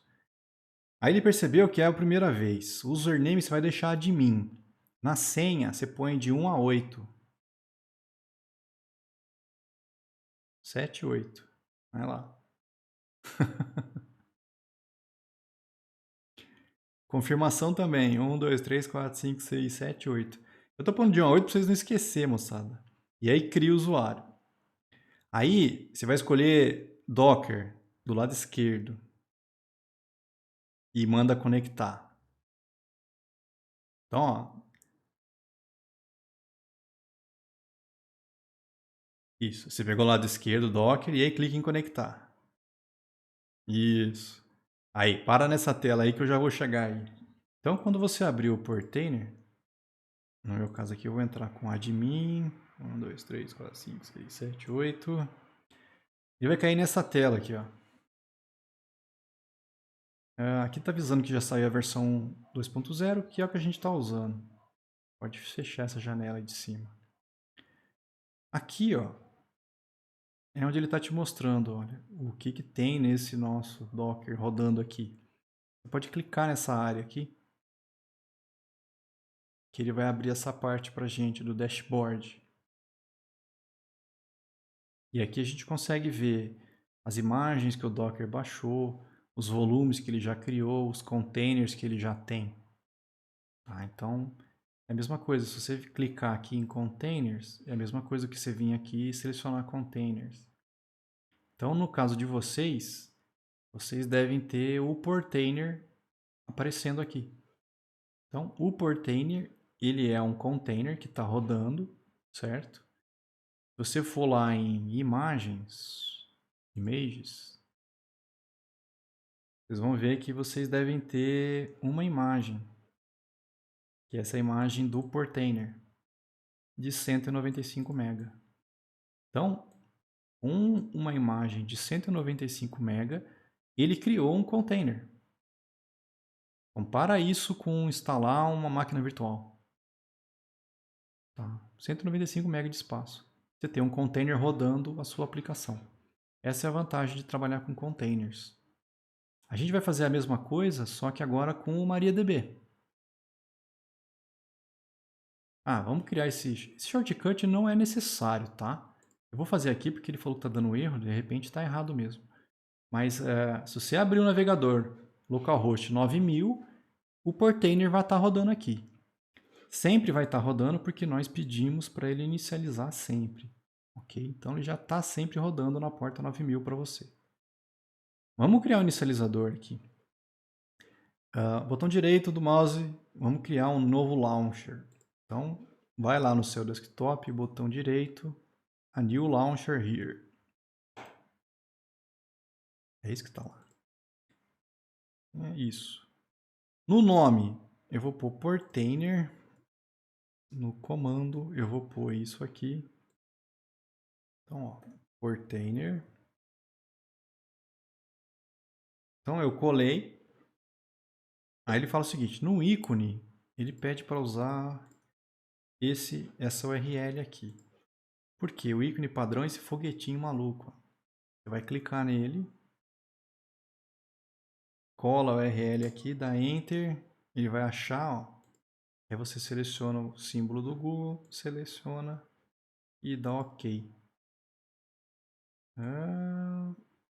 Você quer adicionar isso no menu também? Não. Dê a mensagem. Aí ele gerou aqui, ó, um launcher para você. Você clica 2 vezes, a ideia dele é abrir localhost 9000. Bom, e aí o portainer rodando, a gente vai criar o MariaDB. Mesmo esquema do MariaDB, onde eu quero que ele crie um volume, copia e cola, para guardar os dados do MariaDB na minha máquina. Isso aqui tudo é um comando só, tá? Copia isso tudo, Ctrl C, abre um terminal, Ctrl Shift V. Ele vai de novo criar um container que vai rodar em segundo plano, chamado MariaDB. A porta 3309 da nossa máquina vai estar associada à porta 3306 do container. E eu estou passando alguns parâmetros. Qual é o usuário root do banco? Eu chamei de root. Qual é a senha do root? 1, 2, 3, 4, 5, para não esquecer. O volume é o MariaDB Data, que está associado com o diretório Bitnami dentro do container. E aí, esse aqui é o nome do container. Bitnami MariaDB. Roda isso aqui. Está instalado o banco. Ó. 2 comandos. Ele vai entrar, ele vai baixar o container, a imagem para você, e vai botar para rodar. Essa imagem é um pouco maior que a outra. Opa, cadê as imagens? O MariaDB, 330 MB. E aí, por exemplo, na próxima aula, eu queria continuar aquela prática. O MariaDB não vai começar rodando. Lembra que eu falei? Eu não quero que o banco comece rodando com a minha máquina. O portainer vai. Aí o que você faz? Você vai no portainer, vai lá nos containers, seleciona o MariaDB e dá Start. Está rodando o banco. Acabei de fazer o que eu precisava, não preciso mais do banco. Vem aqui, dá um stop no banco. Fechou o banco. Se você procurar MySQL Workbench, você vai vir para esse site maluco aqui. E aí dá para fazer download e tal. Lá na prática eu já botei direto a URL que vocês vão abrir. Ó. Se você procurar essa URL sem a vírgula de preferência, já te leva direto para o download. Aí aqui você vai escolher o sistema operacional. No nosso caso, se vocês seguiram o que eu falei, Ubuntu Linux. Mas é o Linux Mint. O Linux Mint é feito em cima do Ubuntu, moçada. Pode selecionar ele aqui. Qual versão? A gente está usando o Linux Mint 20, ele é baseado no Ubuntu 20. Então, seleciono o Ubuntu 20. Vai ter 2 arquivos .deb. Vocês vão pegar o primeiro, esse de 22 MB aqui. Manda fazer download. Ele vai baixar um arquivo .deb. Normalmente, .deb ele vai te dar uma mensagem no final, porque tem risco de segurança. Você quer manter o arquivo? Você mantém, porque você vai usar ele. É porque o .deb é como se fosse um executável. Tá? Você vai instalar coisa na máquina, então tem problemas de segurança sim. Você não pode baixar de qualquer lugar. No nosso caso não é qualquer lugar, é direto do site do MySQL. Então não tem perigo não. Faz o download, vai chegar um .deb, você mantém ele, você salva ele, e aí você pode clicar 2 vezes no arquivo para ele fazer a instalação. Tá, aí no seu... Pera aí, vamos devagar. Você clicou 2 vezes no .deb ou você pediu para abrir direto no gerenciador? Bom, quando você clicar 2 vezes, ele vai abrir isso aí também, do mesmo jeito. Tá? Você manda instalar o pacote. Se bem que aí é só aceitar, instala o pacote, ele vai te perguntar a senha. Pode fazer. Aceita, manda continuar. Ele vai ter que baixar algumas coisas a mais. Você dá o continuar, põe tua senha. Espera. Pronto. Quando ele voltar para aí, quando ele falar ali, ó, a mesma versão já está instalada, é porque ele já viu que está instalado. Aí você pode fechar essa janela. Procura agora a execução, manda abrir o MySQL Workbench. Está lá no menu, deve estar em programação. Desenvolvimento aí no seu caso. Aí vai estar um link do Workbench, você clica. Para aí agora. Pera aí. Folga não. Aí ele vai falar o seguinte, olha, sistema operacional não suportado. Isso é viagem do Workbench. Por quê? Ele deve ter sido feito para rodar no Ubuntu específico. Ele viu que é o Linux Mint, aí ele vai dar essa mensagem. Não vai atrapalhar. Então você marca ali para ele não encher mais o saco e dá OK. Tá? Primeira mensagem, então, aceita. Beleza. Essa é a tela principal do Workbench. Se vocês olharem ali, ele está lá na casinha, lá em cima à esquerda. Ó, tem uma casinha desenhada lá. Lembra, a casinha é a tela principal. E ali ele já criou para você uma conexão MySQL, ó, ali embaixo. Ó. Isso. Mas espera aí, não abre não. Essa conexão é padrão. Ele está pegando uma... chamou de Local Instance 3306. Não sei se vocês lembram, o nosso container não está rodando na porta 3306, ele está rodando na 3309. Então a gente tem que configurar essa conexão. Você vai fazer o seguinte, você vai clicar com o botão direito nela e manda editar. Aí, o que eu costumo mudar? A porta, põe 3309. E o nome lá em cima, ao invés de deixar local instance, porque isso aí é quando o banco está rodando na sua máquina local, não tá. Eu ponho MariaDB container.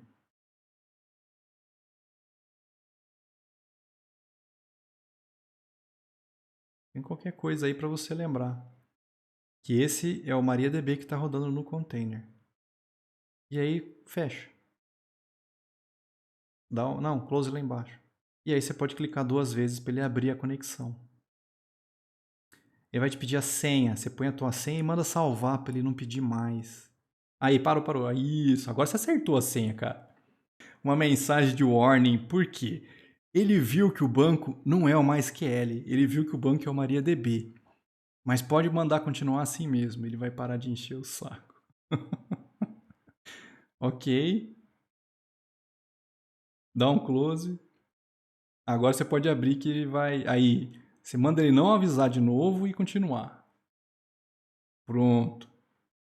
Então aqui, ó, quando você abre aquela conexão, ele ligou para você no banco de dados que está rodando dentro do container. Essa tela que ele abriu aqui, vocês vão ver que tem 2 abas. Tem uma aba de administração e tem uma aba de esquemas. Esquemas são os nossos bancos de dados. O de vocês deve estar só com o banco teste aqui, porque a gente não criou banco nenhum por enquanto. Aqui em administração, ó, a gente consegue ver o status do servidor. Por exemplo, ele está rodando. Ó. A gente consegue ver... que mais? Conexões, quem está conectado nele, quais são os usuários. A gente consegue exportar o banco e os dados se a gente quiser. Se você quiser, você consegue parar o servidor. ver log, dá para fazer um monte de coisa aqui. Toda a parte de administração do banco dá para fazer por aqui, tá? Lembrando, quer voltar para a tela inicial? Clica na casinha que ele vai estar lá. Que mais? Então, feito isso aqui, está instalado o MariaDB. Essa prática 1, que vocês vão baixar lá no AVA, tem dois arquivos.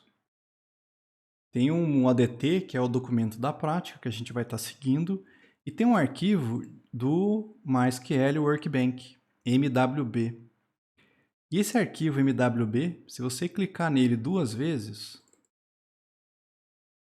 adivinha quem que vai abrir? O Workbench. Cuidado que se você clicar nele e você tinha um outro aberto, vai ficar com 2 abertos. Ó.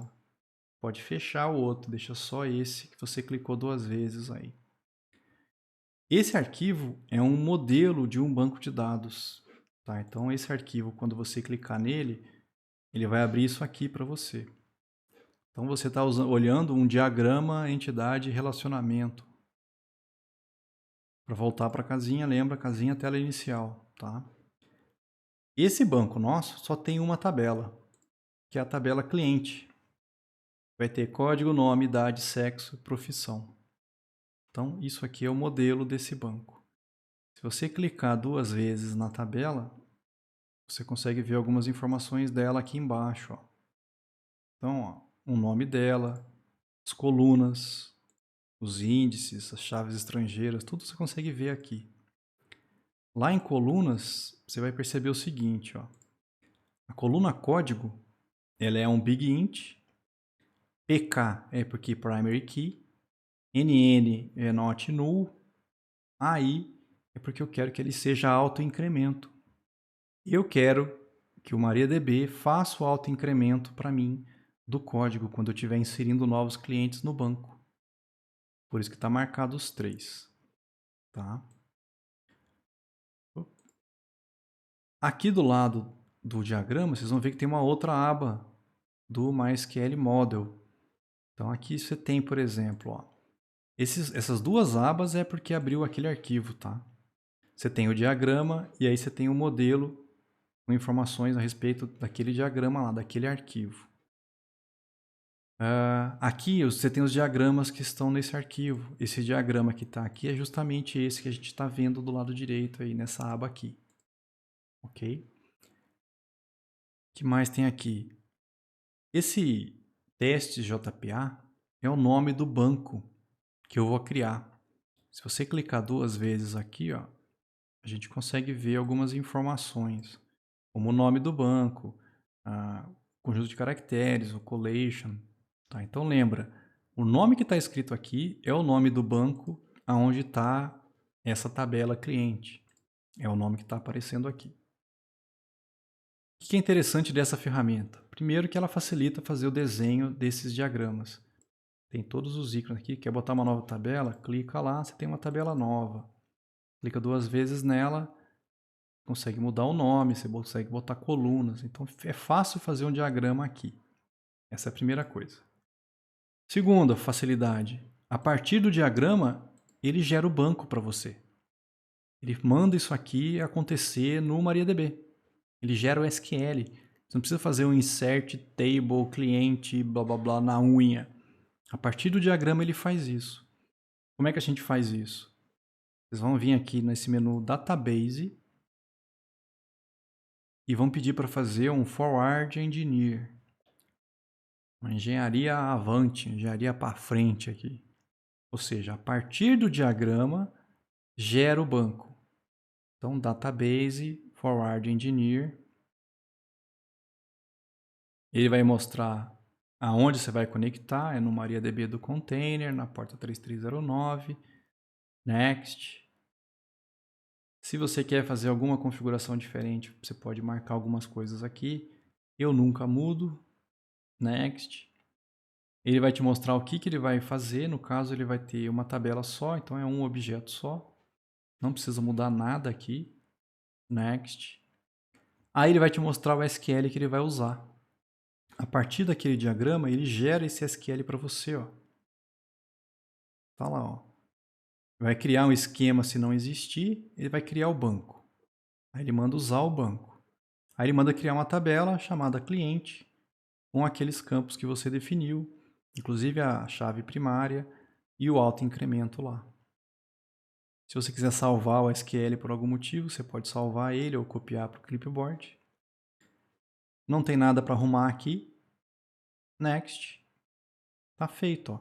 Ele conectou no nosso banco e executou o nosso script, deu tudo ok. Posso fechar. Agora sim, o diagrama foi criado o banco a partir dele. Lembra, tem aluno que depois no final eu mando um arquivo desse, ele abre e ele esquece que tem que fazer gerar o banco. Não adianta só abrir o diagrama. Tem que fazer pelo menos uma vez database forward engineer. E aí ele gera para você esse banco. Ah, professor, como é que eu sei que deu certo? Mas você volta lá na casinha, abre a conexão. Agora está as três coisas no mesmo workbench. E aí vem lá em esquemas. Deve ter aparecido lá, ó, testes JPA. Com as tabelas que a gente pediu, ó, cliente. E esse cliente tem aquelas colunas. Tá, então abre o diagrama, faz database forward engineer, next, next, next, next. Vai criar o banco pra gente. E aqui a gente pode rodar SQL, tá? Posso fazer consultas, posso fazer insert, posso fazer o que você quiser. O jeito mais fácil de fazer select aqui, ó, você vai na tabela cliente, botão direito, select. Já rodou. Não tem ninguém no banco. Então, gerar select, moçada, é fácil, ó, botão direito, manda selecionar aí os primeiros 1000 pelo menos. Ele já faz o select para você. Então não precisa nem digitar um select. Ah, eu queria fazer um insert aqui, professor. Botão direito. Você vai ver que aqui ele tem, ó, copiar para o clipboard ou então enviar para o editor. Se você quer só na memória ou se você quer direto aqui dentro. Então, ó, enviar para o editor. Envia para mim um insert. Ele gera, ó. Ele vai fazer o insert no cliente, código, nome, idade. Você só precisa vir aqui e botar os valores. E aí rodar. Para rodar é clicar nesse rainho, tá? Sempre que você clica no raio, ele roda tudo que está aqui dentro. Esse segundo, ele vai rodar o que tiver no cursor. Eu sei que dá para você fazer coisa do tipo, quer ver? Eu vou inserir um... Do mesmo jeito que tem insert, ó, ele tem update, delete, create, o que você quiser aqui. Inclusive o select, ó. Então, por exemplo, imagina que eu tenho várias coisas aqui na mesma janela. Eu não quero que rode tudo. Eu acho que você pode selecionar e executar. Aí ele só vai executar o que você selecionou. Agora, se você não tiver nada selecionado, ele roda o que tiver aberto aqui, ó. Ó, não está vindo nada porque não tem ninguém. Então lembra que é mais fácil você fazer SQL aqui porque está tudo pronto, tá? Agora, se alguém gostar de SQL nesse ponto, pode digitar numa boa aqui também que ele aceita. Esse Workbench, ele não faz só engenharia para frente, ele não gera o banco só. Ele também faz engenharia reversa. Às vezes você chega numa empresa, eles já têm um banco do sistema da empresa. E eles não têm um diagrama para você ver. Às vezes um diagrama ajuda você a entender o que está acontecendo no banco. Ele gera para você o diagrama. É só você vir aqui em Database, Engenharia Reversa. Qual é a conexão?